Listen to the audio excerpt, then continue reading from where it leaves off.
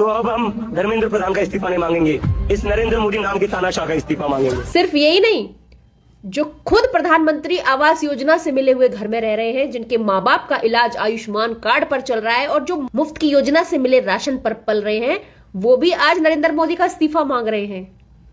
लेकिन चलो एक बार को मान लेते हैं कि नरेंद्र मोदी जी इस्तीफा दे भी देते हैं, तो फिर अगला प्रधानमंत्री कौन बनेगा?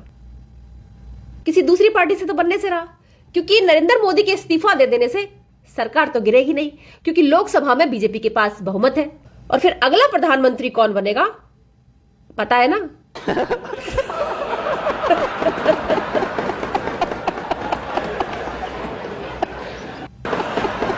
बेटा, अगर ये प्रधानमंत्री बनकर आ गया ना, तो जंतर मंतर तो क्या, अपने मोहल्ले में भी नजर नहीं आओगे।